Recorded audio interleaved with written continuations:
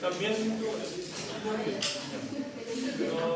los trámites que corresponde a cualquier así. Pero venían varios docentes en un auto.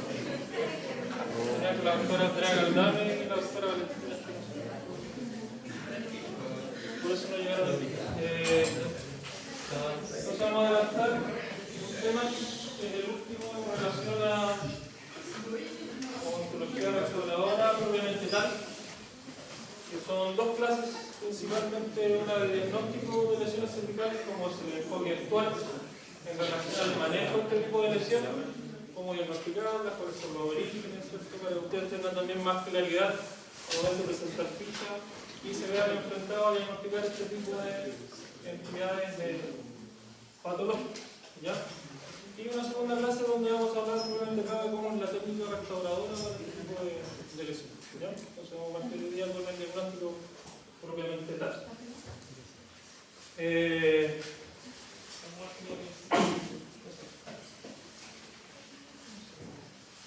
Lo primero que tenemos que tener en cuenta en relación a cuando nos hemos enfrentado a lesiones cervicales es que debido a que hoy en día los pacientes, sobre todo de edades avanzadas, tienen mayor acceso al tratamiento odontológico, mayor acceso, ¿cierto?, a tratamientos periodontales, se ha visto que en el tiempo la prevalencia de este tipo de lesiones ha ido en aumento. Tenemos pacientes de edad avanzada que demuestran que la permanencia de esos dientes en boca ha permitido que este tipo de entidades patológicas sean mucho más comunes de observar hoy en día, ¿ya? Y como dice ahí, tener claro de que existen diversos tipos, no solo nos vamos a enfrentar a caries propiamente tal, sino que también hoy en día se reconocen lesiones que son de origen no infeccioso, ¿ya? Y que en muchos casos pueden ocurrir, dependiendo de la etiología, de forma simultánea, ¿ya? Una lesión endocariosa que está contaminada quizás con biofilm y producen caries sobre esas mismas lesiones. Por ejemplo, ahí tenemos una fracción que por la falta de higiene se produce una caries sobre esa misma fracción, ¿ya? Entonces tenemos que reconocer que hay dos tipos de lesiones en relación a la clasificación, que son las cervicales cariosas, o no cariosas, o infecciosas, o no infecciosas, también lo pueden encontrar en la literatura. Pero lo importante es tener claro que cuando hablamos de infección estamos hablando probablemente de caries radiculares, ¿ya? Y dependiendo de la etiología principalmente, donde nos podemos enfrentar a lesiones no cariosas, podemos encontrar afracciones, erosiones y ablaciones, ¿ya? No todas las lesiones que ustedes ven, porque ya me ha pasado revisando fichas, no todas son afracciones, ¿ya? Entonces tenemos que saber reconocer cuáles son cuáles, cómo se reconocen, cuál es la biología de cada una de ellas, ¿ya? No todas las lesiones cervicales no cariosas son afracciones, ¿ya? No es el diagnóstico que nosotros tenemos que dar de buenas a primeras. Tenemos que evaluar a nuestro paciente con muchos más factores que solo la forma que nosotros vemos y la posición de esta lesión, que son lesiones en relación a cervical.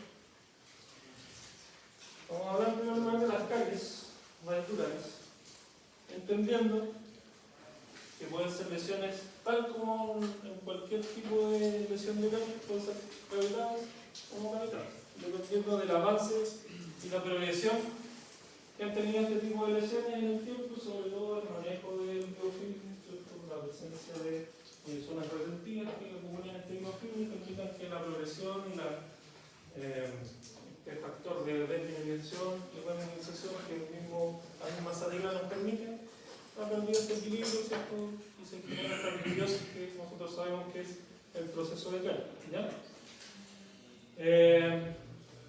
Cuando definimos una lesión cervical cariosa o caries radicular, como por definición tenemos que tener claro que se encuentra alrededor de la unión ameno-cemental, ¿ya?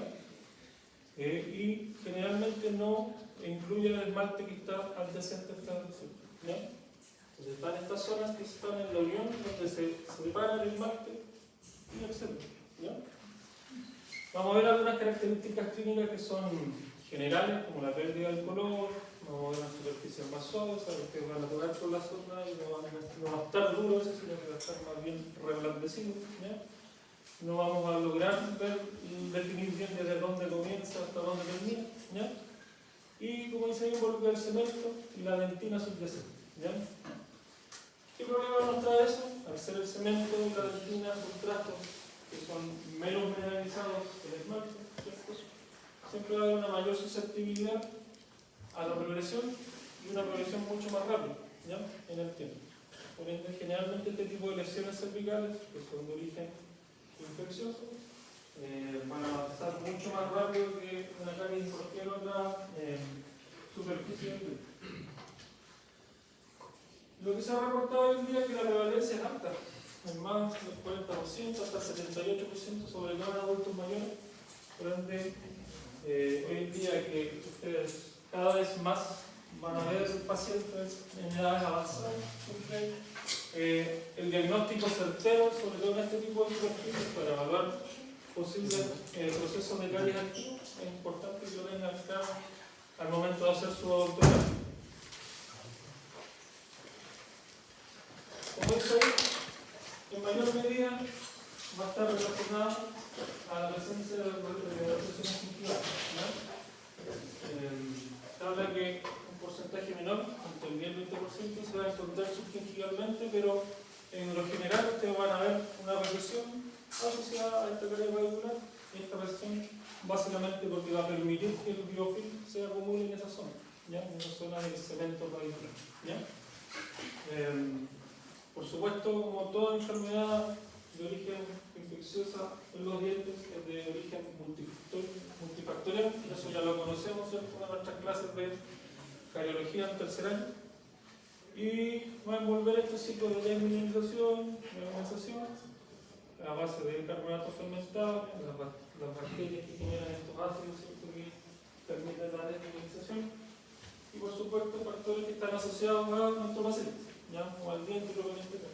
Como está la salida de ese paciente, pensando en pacientes adultos mayores, que muchos de ellos se encuentran polimedicados, medicamentos que generan serotonina o sequedad bucal, ¿no?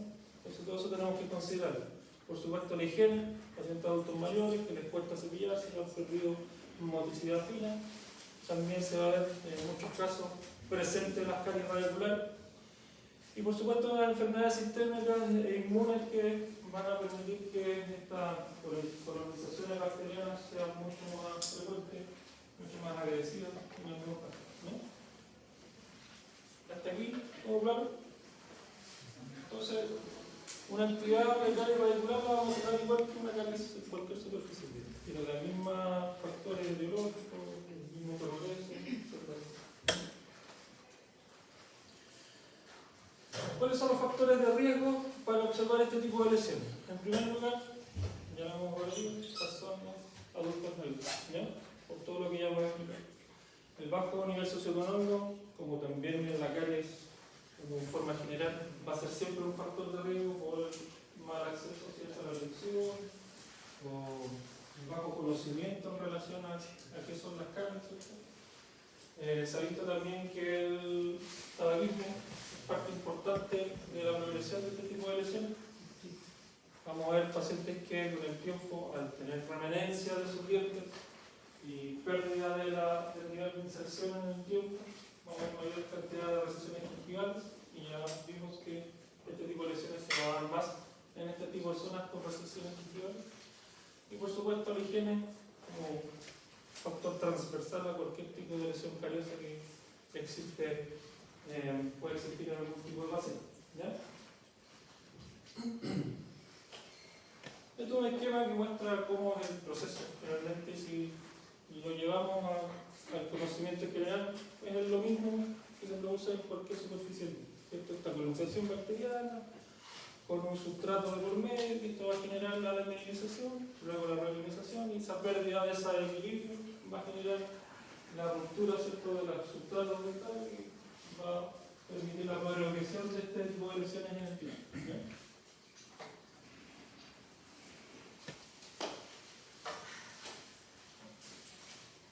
Lo primero que tenemos que evaluar, cuando ya observamos nosotros una carie radicular, en primer lugar su actividad, ¿ya? Al igual que cualquier tipo de lesión de caries, nosotros podemos tenemos signos clínicos que nos van a hablar de actividad o inactividad, ¿ya? En este caso, las lesiones o las caries radiculares que están activas van a tener un aspecto clínico que es bastante característico, ¿ya? En primer lugar, vamos a ver lesiones más amarillentas, de color café o negro, que generalmente cuando están inactivas siempre se van a ver más oscuras, ¿ya? En el tiempo, porque se va a generar una dentina de protección. Piensen que se va a generar dentina esclerótica porque el diente va a tratar de protegerse. Y generalmente esa dentina más mineralizada es más oscura, ¿ya? Vamos a observar un aspecto brillante, ya no vamos a tener esta consistencia blandita, sino que seguramente eso va a estar duro. Y esto va a estar relacionado con el paciente también, sobre todo en zonas en que él pueda cepillarse, va a generar que no haya biofilm, por ende la progresión de la lesión va a estar limitada. Y por eso van a estar inactivos, ¿ya? A la sensibilidad táctil, por supuesto, van a ser duras, los márgenes lisos, ¿ya? Y pueden no estar asociadas a un tipo de cavidades más amplias, pero lo principal es tener en cuenta de que el paciente puede cepillarse esa zona y por ende por eso la progresión se ha limitado, por ende están inactivos. Por el contrario, cuando estas ya están activas, este color va a ser un poco más claro, va a tener este aspecto más húmedo y que van a estar asociados principalmente a biofilm. Igual que una caries en cualquier superficie, cuando nosotros observamos biofilm, ya inmediatamente las catalogamos, ¿cierto?, como lesiones activas, ¿ya? Lo mismo pasa en las lesiones, en las caries radiculares, ¿ya? Y si vamos ya a la sensibilidad táctil, ya aquí va a ser una sensibilidad mucho más suave, corácea, como se describe también en cualquier tipo de lesión, ¿cierto? Esta consistencia como de cuero, ¿cierto?, cuando uno pasa, bastante característico de este tipo de lesiones. Márgenes bien definidos y pueden presentar incluso sin cavidades. Nosotros podemos observar una carie que se está produciendo quizás en una primera instancia con zonas de desmineralización, pero todavía no se ha producido la cavitación propiamente tal, ¿no? Que todavía podemos ahí nosotros limitarla a través de instrucciones de higiene, ¿cierto? Fluoración, etcétera, etcétera, ¿no? Y volverlas en un estado activo, en un estado inactivo, por supuesto, ¿no? El enfoque actual en relación a este tipo de lesiones es muy parecido a lo que ya hemos conversado acerca en relación a la caries, ¿ya? Generalmente lo que vamos a priorizar siempre van a ser las medidas que no son invasivas, ¿ya? En este caso, las terapias de remineralización, por supuesto, a través de agentes en consulta como los barnices de flúor, como lo más común que uno puede indicar en este tipo de lesiones. Y también, si es necesario, agentes hogareños en que el paciente nosotros indicamos pastas que realmente tengan un mayor contenido flúor que las pastas tradicionales, ¿cierto? La más conocida, ¿cierto?, el Calistop, tiene 5.000 partes por millón de flúor. Nosotros podemos, o pueden ser terapias coadyuvantes, ¿ya? Se pueden realizar en consulta con el barniz y además dejar este proceso de mantenimiento con pastas de mayor contenido de flujo, ¿ya? Esa es la terapia de remineralización. Ahora bien, si decidimos restaurar, en estos casos, en la lesión inactiva, solo si el paciente por motivo estético, bueno, por sonreír se le ven esas manchas negras arriba en la encía, ahí el paciente dice, ¿sabes? Esto me ve horrible. En ese caso, las lesiones inactivas van a ser restauradas. De lo contrario, siempre la opción en primera instancia va a ser la remineralización, ¿ya? ¿Se agarra? Ya, cuando tenemos lesiones activas, van a haber dos escenarios. Uno que es el biofilm, a través de la instrucción de higiene, nosotros vamos a permitir que el paciente pueda generar este proceso de inactivación de esa lesión. ¿Ya? Enseñarle al paciente a cepillarse, que use cera dental, que permita la cantidad de cepillado se condiga con la cantidad de momentos, ¿cierto?, de azúcar, como se conoce, ¿cierto? Más que no hay instrucción ni ignorar, ¿ya? Ahora bien, esto puede presentarse con cavitación o cavilaciones pequeñas, y aquí lo que se va a priorizar en estas lesiones activas es lo mismo que en la anterior. Vamos a revisar de flúor, pastas con alto contenido de flúor. ¿Ya? Ahora bien, si por la posición de esta lesión, por la motricidad del paciente, por el motivo que sea, el paciente no puede controlar ese biofilm en esa zona, por supuesto que la terapia restauradora va a ser lo que nosotros priorizamos. ¿Ya? Entonces, en resumen, si se puede controlar el biofilm, remediación. De lo contrario, ya nosotros decidimos derechamente restaurar para mejorar esa superficie, evitando que se acumule el biofilm en el tiempo y que eso priorice. ¿Ya? Nosotros vamos a sellar la dentina, ¿cierto? Un sistema de sello y el resina compuesta. Entonces, no de buenas a primeras, si tenemos una lesión cervical cariosa, vamos a ir a hacerlo después. ¿Ya? Va a depender mucho del diagnóstico del paciente, sobre todo integral en relación a cómo él pueda controlar el biofilm en esa zona. ¿Ya? Estos son un poco más complicados para ustedes, porque como les decía en un principio, generalmente todo me diagnostica con una afección. No todas las lesiones cervicales no cariosas son afecciones. Y va a depender de la etiología el nombre que está teniendo. ¿Ya? Como esa es una condición patológica caracterizada por la pérdida de estructura del diente, también alrededor de la región avelocementaria, ¿ya? Muchas de ellas van a retener biofilm, por ende, como decíamos al principio, se puede dar la combinación de ambas entidades, infecciosas y no infecciosas. ¿Ya? Generalmente están asociadas a sensibilidad, algunas lesiones en pacientes que duelen con lo frío, lo caliente. Y generalmente el motivo de consulta de ese tipo de lesiones va a ser por eso, porque el paciente le molesta, tomará, al cepillarse, etc.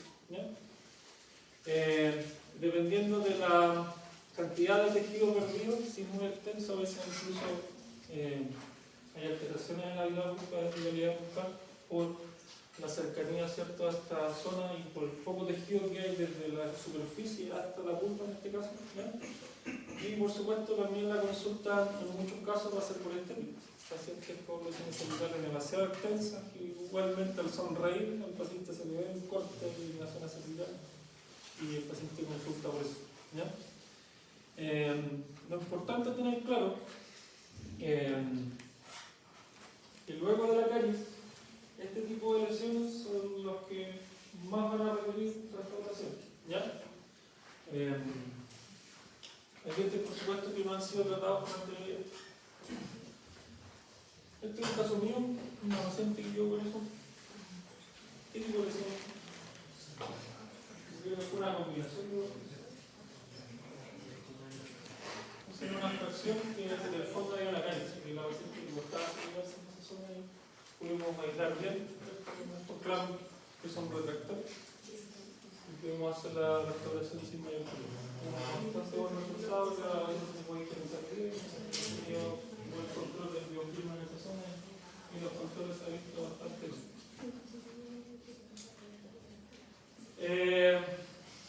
Como ven ahí, son variados los reportes de prevalencia, pero yo creo que yo me inclino más que está más cercana al 85%. Yo creo que todos los pacientes que ustedes pueden ver en la clínica, por lo menos algún diente tiene una lesión no cariosa. Así que observen bien. Siempre, sobre todo los pacientes más adultos de 30 años hacia arriba, siempre en alguna parte hay alguna recesión y algún tipo de lesión no cariosa que se ha ido dando por el tiempo y que dependiendo de la etiología, como nosotros la vamos a diagnosticar. ¿Ya? Por supuesto, su aparición incrementa con la edad, por los mismos factores que hablábamos en la caries, ¿cierto?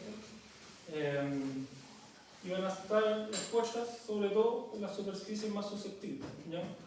Donde haya recesiones gingivales, donde haya pérdida ósea, que también ha generado que esto se ha expuesto parte de la raíz, sobre todo pacientes periodontales, tratados o no tratados, ¿ya? Con el tiempo, lo mismo que hablábamos también de los adultos mayores, la disminución de la calidad, la cantidad de saliva en el tiempo por enfermedades, por medicamentos, etc. Y por supuesto por los cambios que se generan en la composición y la microestructura, tanto del esmalte como la destina a través del tiempo en el paciente adulto mayor. Se pierden agua los dientes, es más opaco, pierden estructura mineral, esmalte, por el desgaste natural que tienen los dientes por la masticación, etc. ¿Ya? Como dice ahí, se sitúan casi exclusivamente en la superficie vestibular. Ahora bien, puede ocurrir en la superficie primaria, sí, pero es muy raro verlos. ¿Ya? Generalmente la biología nos habla un poco de por qué se produjo eso en esa zona específica. ¿Ya? Y por supuesto, más raro es que estén en la superficie proximal. Entonces, ¿qué quiero decir con esto?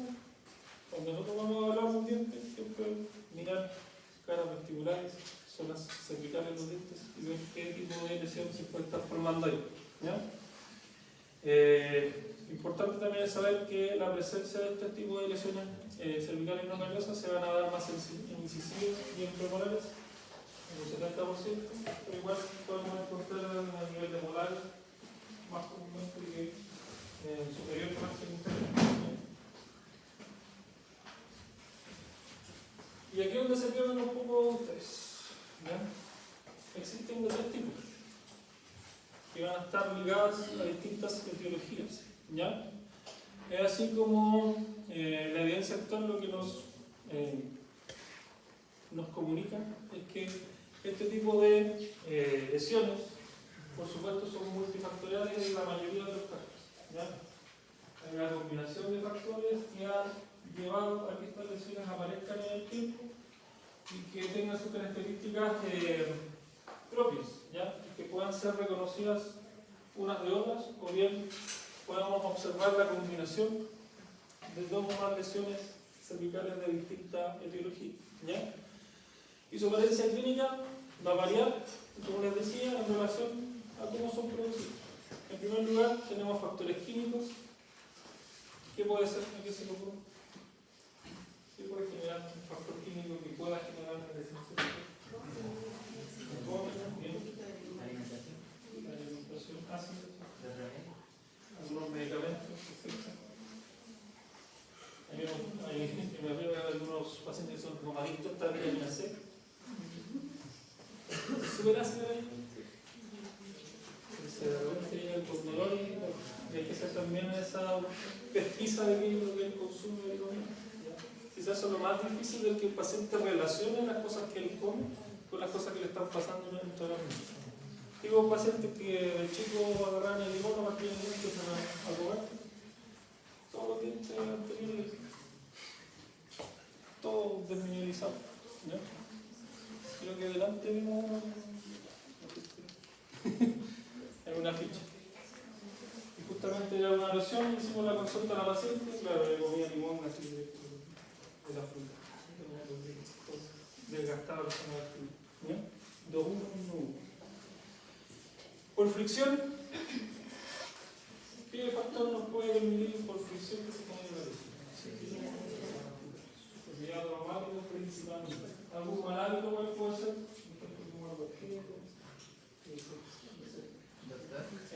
También el hecho de algunos músicos que tocan instrumentos de viento, que se desgasta generalmente la abrasión está asociada a factores extrínsecos, no es un roce normal, sino que es un roce producido por algo externo al cuerpo. Generalmente se sería otra manera.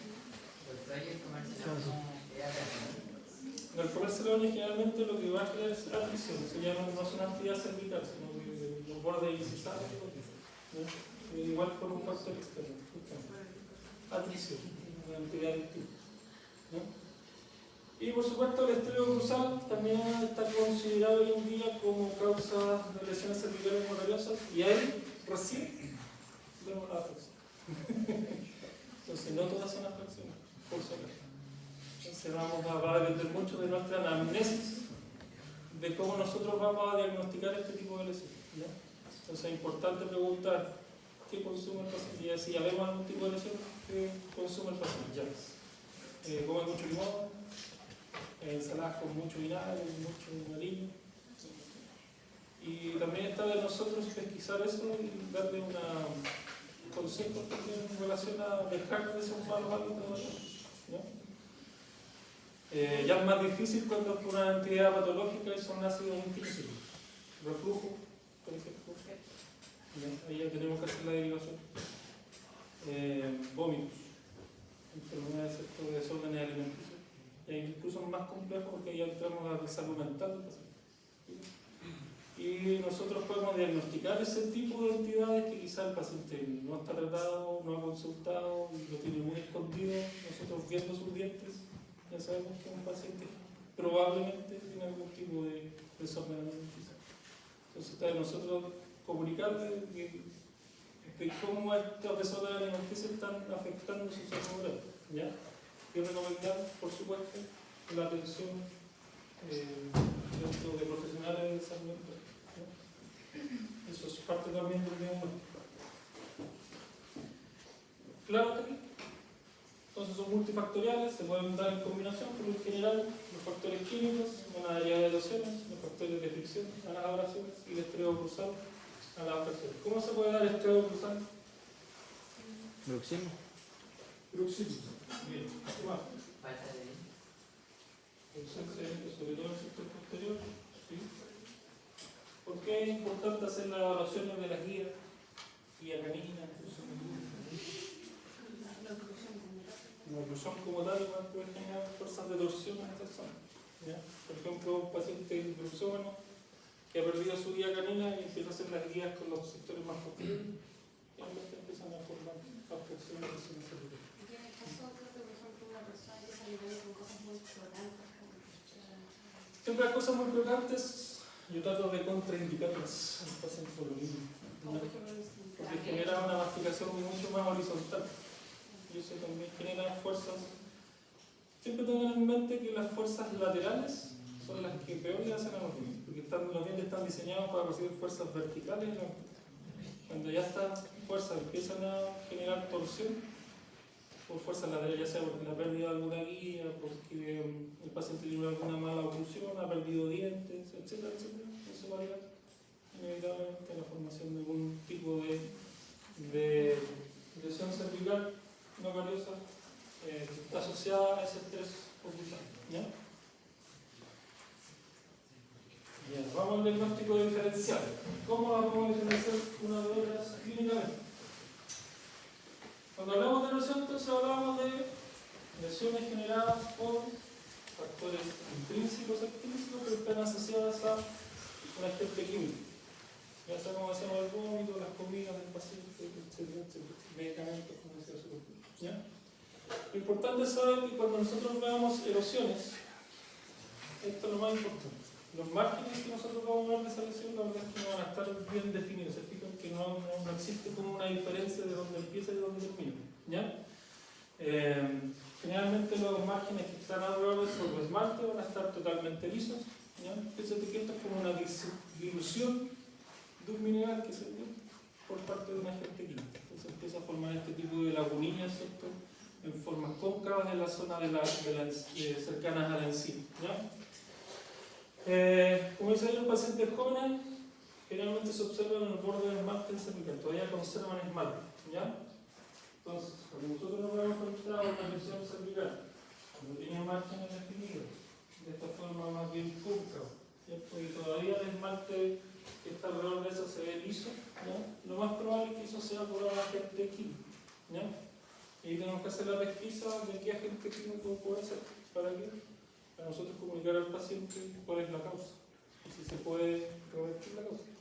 Si bien ya va a estar el daño producido, lo podemos limitar y evitar la progresión. ¿Ya? Eso es lo más importante en este tipo de diagnóstico, ¿no? Sobre todo de lesiones erosivas, ¿ya? Eliminar el factor causal. Si es intrínseco, hacer todas las derivaciones que necesitamos hacer, que se controle el reflujo, profesionales de salud mental, si existe algún desorden alimenticio, etcétera, etcétera. Pero así se van a ver.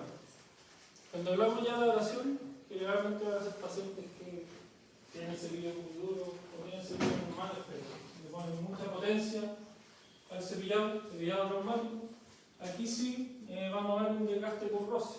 ¿Ya? Lo importante es saber que estas lesiones siempre van a tener los límites más definidos y cuando nosotros observemos incluso podemos ver arañazos en la superficie. ¿Por qué? Porque el cepillo ahí generalmente este desgaste, y por ende la diferenciación que podamos hacer de una u otra, como la erosión y la abrasión, va a estar dada principalmente por que estas lesiones van a tener más márgenes más definidos, ¿ya? Y siempre el roce va a ser lo que las va a producir. Entonces, nuevamente el diagnóstico. ¿Cómo se cepilla? Te muestra cómo se cepilla. Porque es importante evaluar el cepillado. No solo para corregir si está mal hecho, pero también corregir si está produciendo demasiada fuerza, ¿ya? Cambiar el cepillo del paciente si es necesario, el cepillo más blando, ¿ya? Si vemos que él no adquiere todavía la capacidad para volver a cepillar. Es que doctor, los cepillos blandos no me limpian nada, pero le está produciendo esto, señora, así que vamos a tener que cambiar un poquito la forma en que usted se cepilla, ¿ya? Y generalmente este tipo de lesiones igual pueden generar sensibilidad. Si tienen sensibilidad, generalmente cuando disfrutan los pacientes. Y lo primero que hay que hacer es atacar el factor etiológico como cualquier entidad patológica. En este caso, eliminar ese periodo traumático, que es lo más común que se observa en este tipo de lesiones. Y llegamos a las fracciones, que estas sí las conocemos bien, ¿cierto? Si una lesión cervical no tiene esta forma, no es afección. Tiene que ser notoriamente esta forma de cuña, este triángulo que se forma ahí, ¿cierto? Y que, como dicen, los ángulos internos y externos son agudos. Todos los ángulos formando este tipo de lesiones son agudos, ¿ya? Y generalmente se da en una posición más apical a la unión de la cementerio. O sea, ustedes observan el esmalte y más abajo están las lesiones cervicales de tipo afracción, ¿ya? Pero esto lo caracteriza esta forma de cuña que nosotros vamos a buscar cuando queramos diagnosticar una afracción, y por supuesto ahí ya tenemos que hacer todo el análisis concursal, ¿ya? Porque este diente está recibiendo cargas laterales, ¿ya? Hay una pérdida de una guía, el paciente luxa, tiene una malposición dentaria, etcétera, etcétera, etcétera, ¿ya? Y finalmente vamos a llegar a la conclusión que lo más probable es que este tipo de dientes en las guías tienen alguna interferencia. ¿Por qué buscamos interferencia en el ácido impulsor? Porque genera fuerzas laterales en los dientes, ¿ya? Y las fuerzas laterales de los dientes son las más nocivas que pueden recibir los dientes, ¿ya? Porque van a generar este tipo de lesiones. Entonces, cada vez que usted haga haga un diagnóstico y haga una fracción de este tipo, ya sea más limitado, que sea bien exagerada, hay que hacer un buen análisis oclusal, porque esa es la etiología que nos llevó a que ese diente tuviese una fracción, ¿ya? Un buen análisis oclusal. Doctor, ¿y cuánto tarda que una lesión así se forme? No, esto es progresivo. Se tardará y depende mucho de, por ejemplo, un paciente bruxómano, entendiendo que el bruxismo no es algo que se manifieste siempre, sino que sí. A veces el paciente va a bruxar, otras veces no. Van a ver mucho del eje 2, que se llama el psicosocial. El paciente está estresado, está en ansiedad, está con depresión. Entonces, lo importante es saber manejar ese tipo de cosas, saber manejar el bruxismo. Todos los bruxismos se van a derivar al TTV. Yo creo que no. Si uno tiene conocimiento un poco de lo que es bruxismo, del manejo del bruxismo, no necesariamente uno siempre va a tener que derivar al TTV. Cuando veamos casos así ya, con desgaste severo, con problemas articulares, musculares, claro, ahí sí. Pero si hay pacientes adaptados que bruxan, que no tienen ningún otro tipo de sintomatología, perfectamente lo podemos tratar nosotros. Y no necesariamente hablamos de un plano cruzado, de estos planos protectores que ustedes escuchan en todos lados. Ahora se ha visto que no existe evidencia suficiente para recomendar el uso de planos para el manejo. No sirven de nada. Eso no. Son otras cosas que tenemos. El paciente está estresado, el paciente está con problemas alimentarios, etc. Pero el progreso de este tipo de lesiones va a depender mucho de la cantidad de veces en el día que está recibiendo estas cargas laterales, ¿no? El paciente luxa mucho y esa malposición mental que genera esta interferencia en el momento de masticar está produciendo en el tiempo de la masticación generalmente, por supuesto que el avance va a ser mucho más rápido. Y esto es lo que vamos a hacer, ¿no? Este típico corte en forma de B en la zona cervical, ¿no? Eso es una fracción, ¿no? ¿Y esto qué sería? Aquí hay un caso de que no se da en la zona de lectura, lo más común que se da en la zona de lectura. ¿Qué puede ser eso? Erosión, abrasión, ¿qué puede ser? Erosión. Erosión. ¿Qué onda más? Este tipo de de lesiones generalmente son asociadas a la erosión, sobre todo si nosotros esto lo vemos en palatino o lingual de los dientes del paciente, lo más probable es que sea algún tipo de factor intrínseco, es ácido del estómago que se está regurgitando, ya sea un reflujo o un desorden alimenticio. Entonces ahí tenemos que poner alerta y comunicarle al paciente que está, porque muchas veces el reflujo es asintomático en los pacientes. Están acostumbrados a sentir acidez y no saben ni cuenta. Además se da en la noche cuando están durmiendo. Entonces hay que hacer las derivaciones para que un especialista ya evalúe y comunicarle al paciente que ya tiene repercusiones en su salud oral en relación a esa actividad patológica, ¿no? Entonces cuando veamos esto en un paciente, gastroenterólogo, etc. ¿No? ¿Eso qué es? ¿Es un color?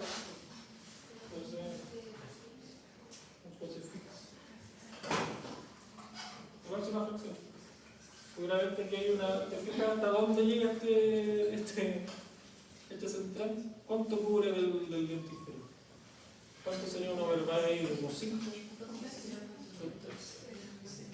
Entonces aquí la guía anterior quedó demasiado, con una trayectoria demasiado amplia. Entonces, ¿qué hace que el diente se torsione cada vez que el paciente va a cortar el diente?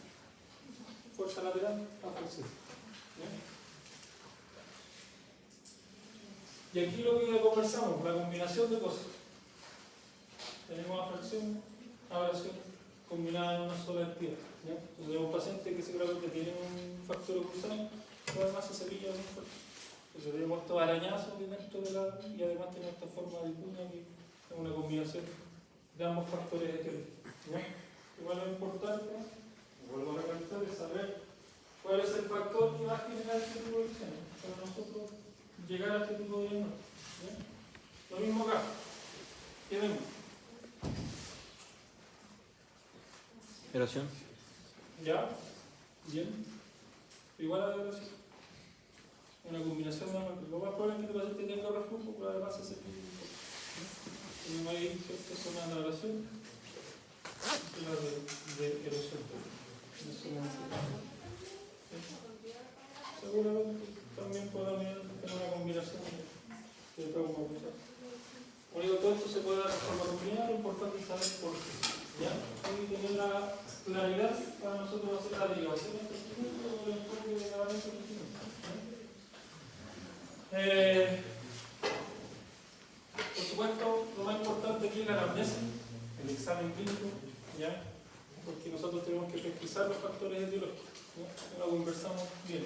Reflujo, desorden alimenticio, cómo está la dieta, por qué consume el paciente, cómo está la oclusión, si hay parafunción, hábito oral, etc. Entonces, lo más importante para este tipo de lesiones es hacer un diagnóstico. Anamnesis sobre todo. Lo más importante de esto es tener conocimiento actual de cómo se enfoca esto, es lo que dice. Siempre nosotros podemos evitar intervenciones prematuras y que son de verdad innecesarias. ¿Qué quiero decir por esto? Que siempre nosotros tenemos que enfocar el tratamiento a lo más apropiado para nuestro paciente. Y eso más apropiado no siempre va a ser una restauración. El enfoque actual de este tipo de lesiones es que la verdad es que no obturemos de buena manera. Nuestro tratamiento restaurador no va a ser la respuesta que él necesita para poder corregir este tipo de entidades patológicas. ¿Ya?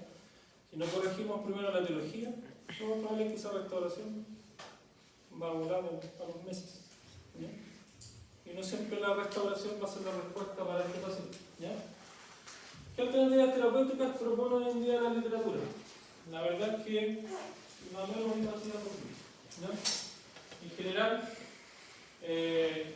lo que debemos enfocar en nuestro tratamiento es prevenir la progresión de las lesiones que ya existen y, por supuesto, evitar que se desarrollen más lesiones en el tiempo, teniendo claro de cuál es la etiología. ¿Ya?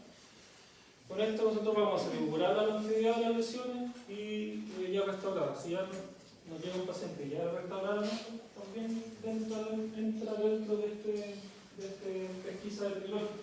¿Ya? Nosotros también tenemos que asegurar que esas restauraciones que nosotros hicimos con algún colocarismo duren en el tiempo. ¿Ya?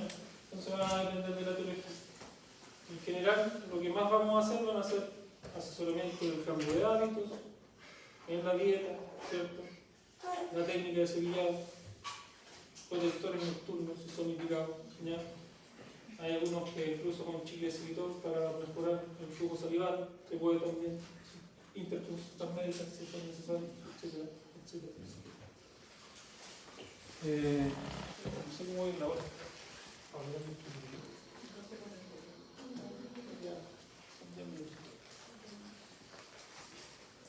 Entonces, se debe considerar que la progresión de las lesiones es lenta, lo que preguntaba su compañero, ¿ya?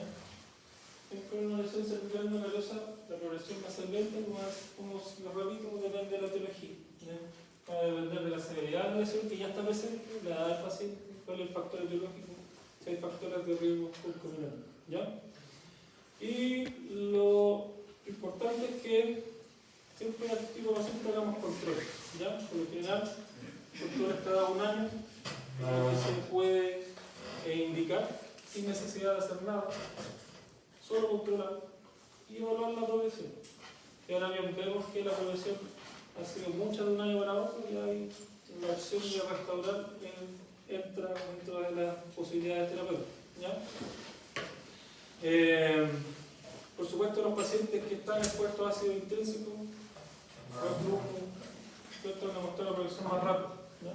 El ácido en sí, si no eliminamos el ácido del ambiente oral, estas lesiones la van a hacer progresar mucho más rápido, ¿ya? Y generalmente es probable que el desgaste comprometa el pronóstico a largo plazo. Eso quiere decir que en esos casos ya nosotros decidamos hacer algún tipo de intervención adhesiva, restauradora, etc. Otro tipo de intervención va a ser el manejo de la sensibilidad, ¿ya? Sabemos que este tipo de lesiones muchas veces están asociadas a dolor, ¿ya? Dolor porque hay pérdida de contenido mineral, hay exposición de glóbulos intestinales, va a haber hipersensibilidad, por supuesto, ¿ya? ¿Qué tenemos que saber de esto? Que esta sensibilidad generalmente en este tipo de lesiones son tempranas, o sea, cuando recién se está formando la lesión o se generó un nuevo proceso etológico que está haciendo progresar la lesión, en esos casos van a doler. Y lo importante es saber que son autolimitantes. Quiere decir que el recipiente va a responder a través de formación de dentina, esclerótica o terciaria, y esa sensibilidad debiese pasar sola, ¿ya? Eso es importante saberlo. O sea, no de buenas a primeras nosotros vamos a restaurar un diente que duele. Eso no es así. Hoy en día no se indica eso. Lo que se indica es controlar la sensibilidad, ¿ya? ¿Cuándo vamos a decidir restaurar? Si no hay hipersensibilidad, nosotros hicimos los enfoques de sensibilización, hablamos con el paciente de ligar las causas, ¿cierto? Y esto persiste en el tiempo, y ahí ya deberíamos pensar primero en tratar de forma no invasiva, a través de sensibilizantes, pastas que nos permitan el poder manejar esta hipersensibilidad, ¿ya?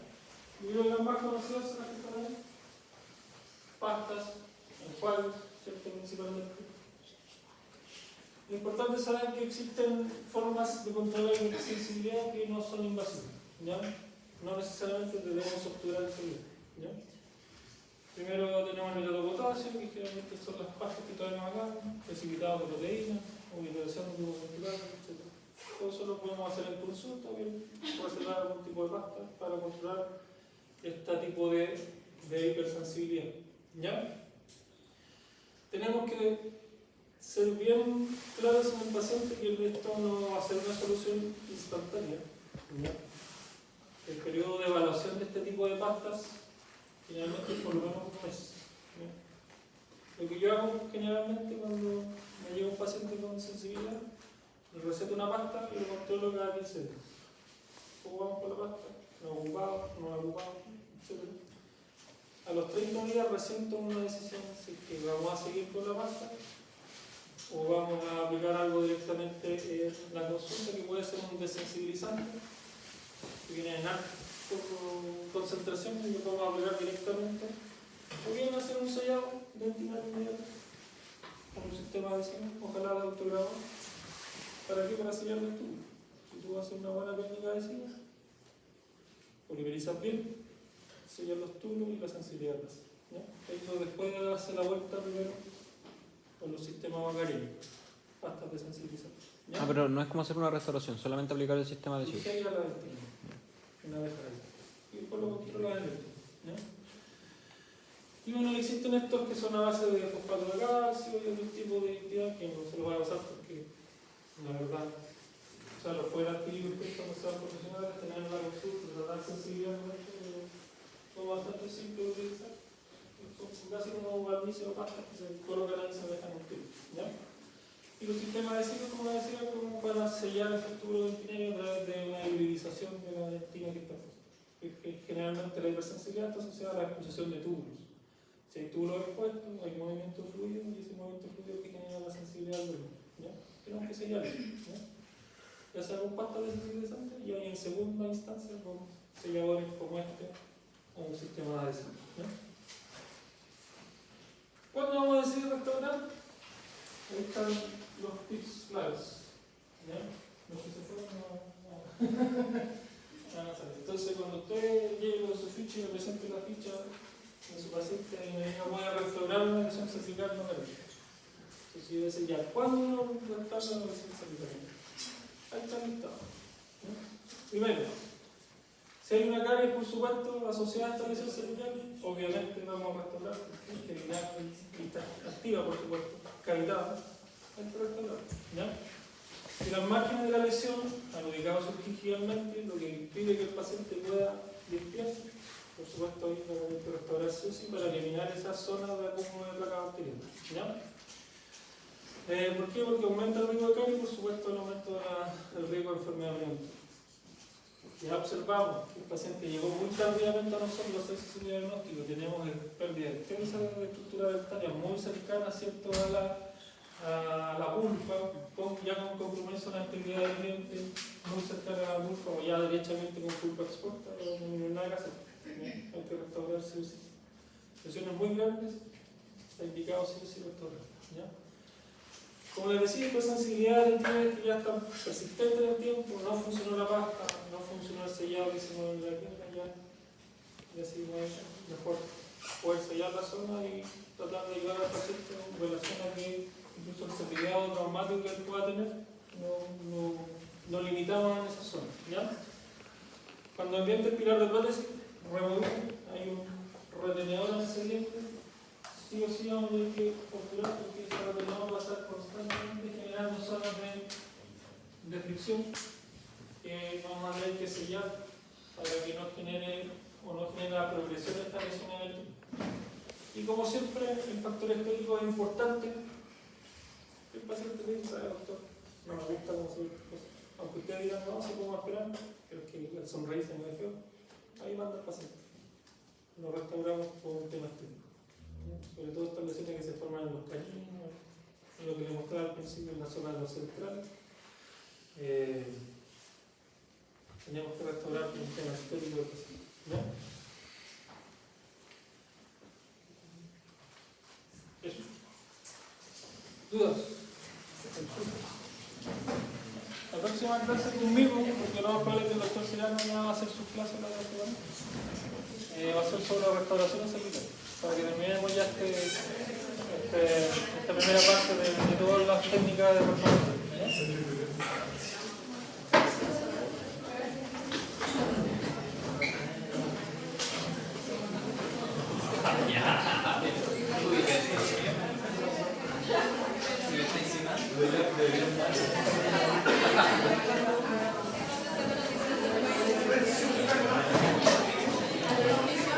Espera un poquito.